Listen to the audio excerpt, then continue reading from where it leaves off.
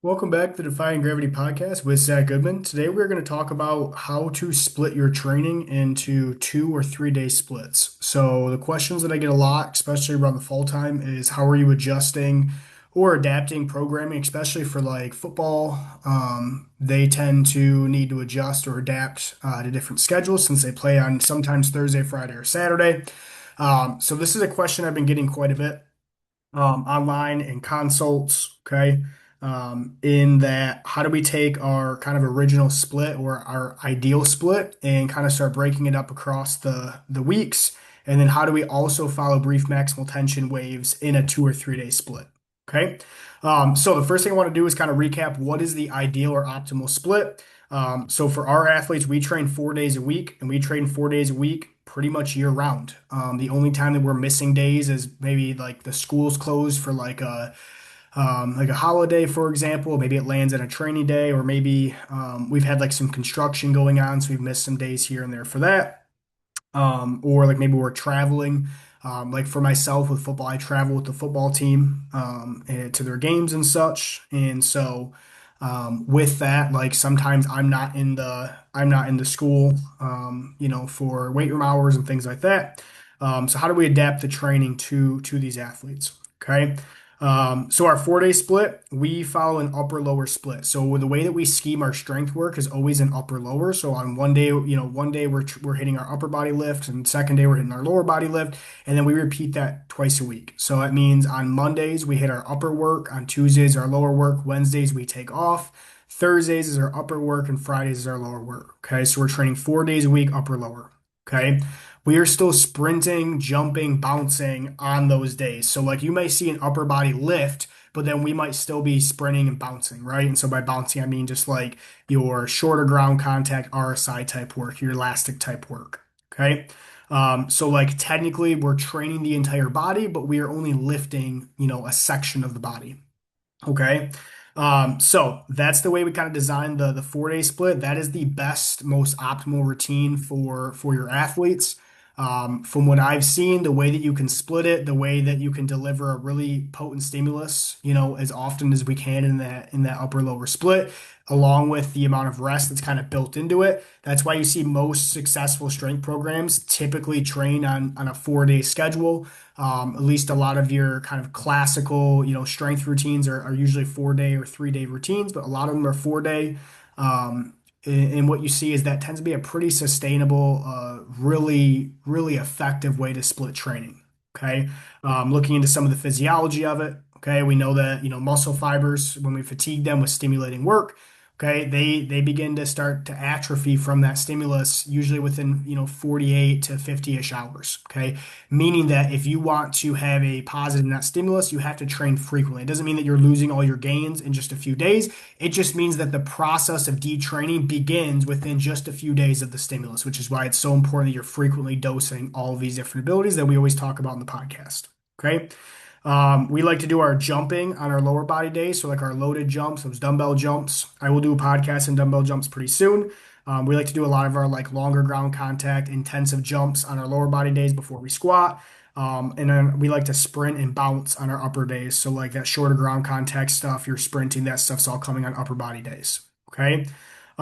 We do brief maximal tension for our main lift every day. So on Mondays, like we'll use brief maximal tension always for the bench press. We may also use brief max for things like maybe supplemental work or some accessories. Okay. And that's just, again, your lower rep sets, very high loads or high efforts, to take into a strain, take into, 0 to 2 reps in reserve, right? You're not saving much in the tank. Your last few reps have very slow, contraction speeds, and you're really, recruiting the highest threshold motor units. You have the most amount of mechanical tension present in fibers, and you're activating the most amount of motor units, in a contraction. So we use the brief max method every single day, usually across maybe a few different lifts, depending on what we're doing in our programming. And then we're repeating that work twice a week. Okay. So that's kind of the overview of the ideal split, the optimal split that our athletes follow. Okay.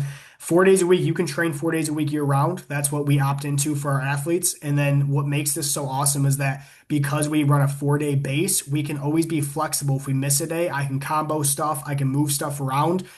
We almost never follow a true 2 day or 3 day week split very long, but we have so many weeks where we, fall into a 2 day or a 3 day or whatever, right? So everything's built off this 4 day idea. That's what we run year round. But of course, there's athletes that miss a session here or there or whatever, and then we just, I can adapt, on the day of. Okay. So that's the 4 day. Here's how I like to split 3 days. So a lot of, coaches prefer, 3 day splits. Okay. 3 day splits can still work awesome, especially if you have the frequency correct.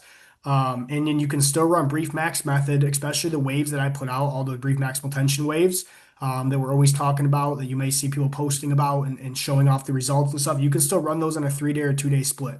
Okay.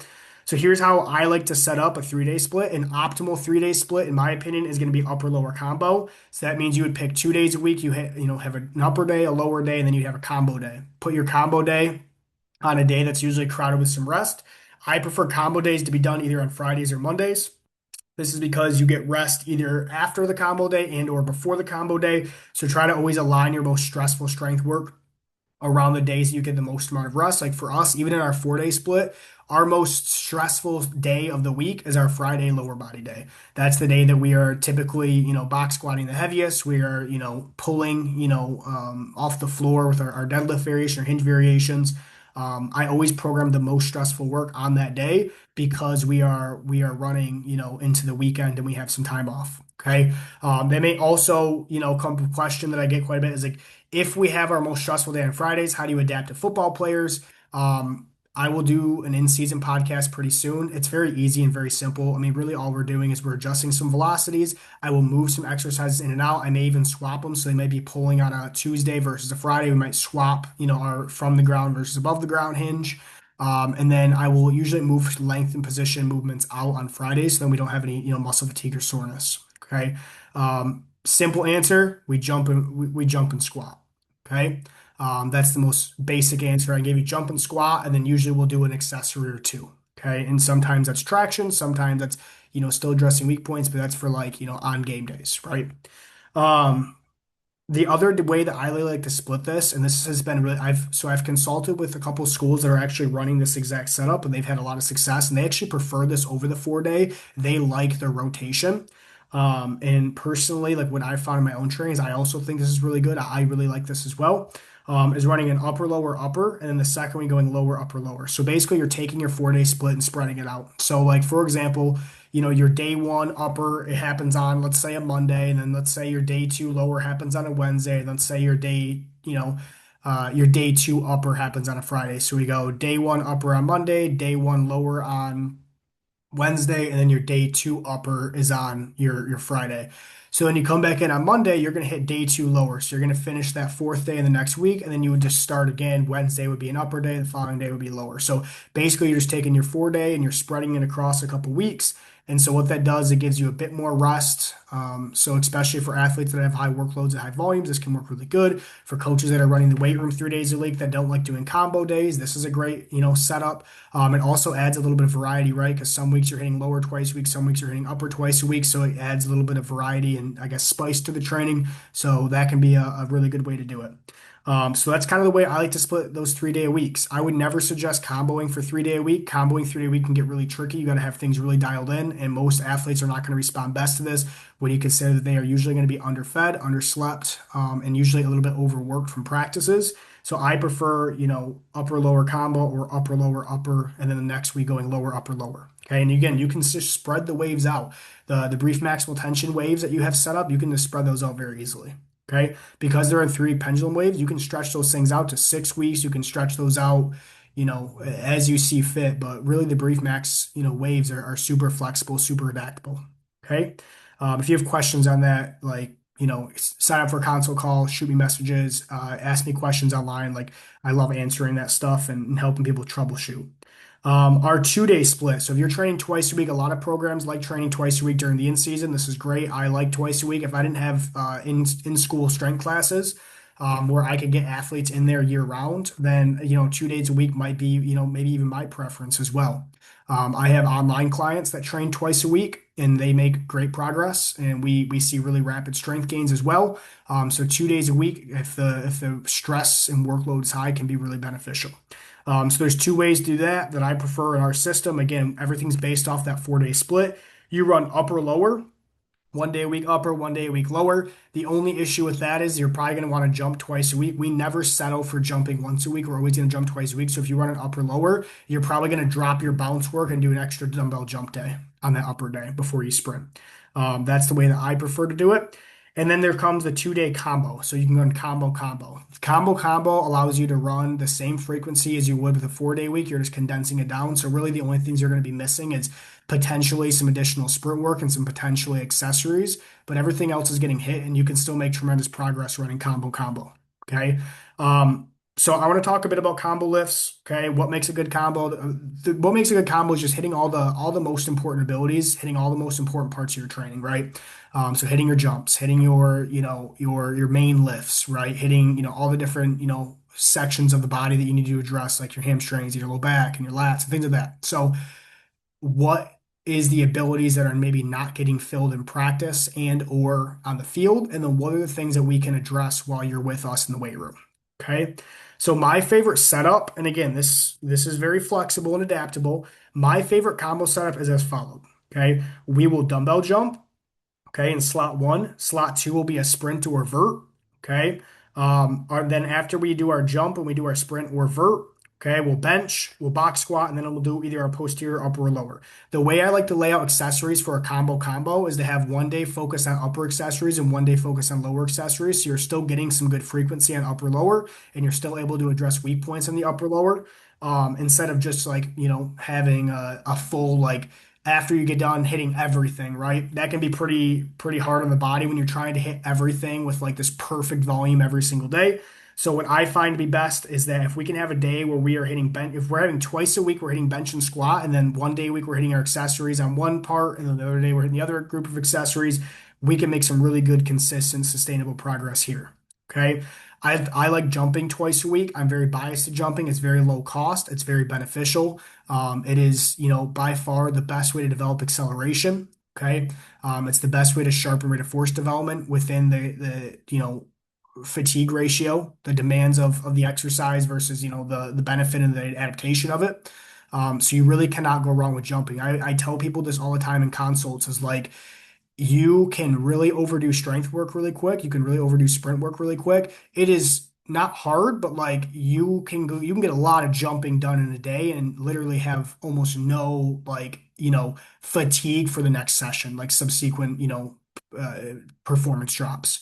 So I'm very biased to jumping as well as most athletes don't jump nearly enough. And if they do jump, it's like not with a lot of intensity. So I'm always biased to jumping. So especially dumbbell jumps, you can go a long period of time without doing any real verts. If you are just squatting and dumbbell jumping, your vert will go up. Like you do not have to vert multiple days a week. If you just dumbbell jump and squat and you're doing both those things in the way that, the way that I outline in our jump manual, the way that I talk about the podcast, if you follow that outline, you will make tremendous progress. I have athletes that are online and I have some in-person athletes who will just dumbbell jump and squat.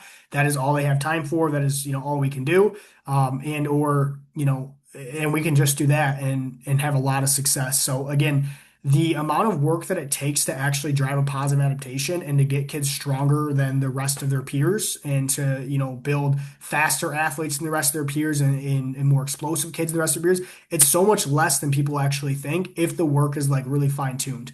You can't get away with doing inefficient work if you're going to do less. Like if you're doing less, you have to be very efficient with what you're doing, which was like the whole point, right? Is to be as efficient as possible, be as precise as possible. So that's what my favorite setup is. And again, if you're running a combo twice a week, that's kind of the way that I would design it is to have like, your two combos, you're hitting your bench twice a week, you're hitting your squat twice a week, you're following the brief maximal tension waves, you're following your dumbbell jump waves, you sprint 1 day a week, you vert the other day a week, and then you have 1 day it's upper, 1 day it's slower. On the day that you sprint, you do upper accessories, and the day that you jump, you do lower. That is a perfect, ideal 2 day a week split. Again, I've had coaches have their entire programs run that. I've had athletes run that for their training for like long periods of time, months at a time, with really positive results while playing like very high volumes of games. So keep this in mind. You do not have to follow a 4 day split. You can make tremendous progress on 2 or 3 days a week. 4 days a week is just the most like optimal in that I can deliver the most amount of stress. You get the most amount of rest. I can spread things out throughout the week. That's the way that I prefer all the athletes to train. However, we can make some amazing gains doing 2 and 3 day week. Okay. If you have questions, again, message me on social media. If you have my number, you can shoot me a text. I really like if you have questions, to have those things like commented on like posts and stuff, because that's when I can answer it for like a bulk of people. So like on X, if you just comment a question, I can answer that for like thousands of people at a time instead of like it being in my DMs and then I answer it for one, then I get the same question maybe later. Like it really helps, everybody kind of see maybe the question they want to ask. And or it also helps me, right? In that, like, if I can answer it for someone and it helps a bunch of people, like, it obviously drives people to more of my stuff. So, like, that, it's a win-win, I think, for everybody. So if you do have questions, like, that's kind of how I prefer them. But again, like, if you sign up for consults, you sign up for all that stuff, like, this is stuff that we dive into. This is stuff that we will get answered. Okay. So thank you so much for listening. I appreciate your guys' time. I hope this helps as you guys kind of navigate the new sports season. Okay. Peace.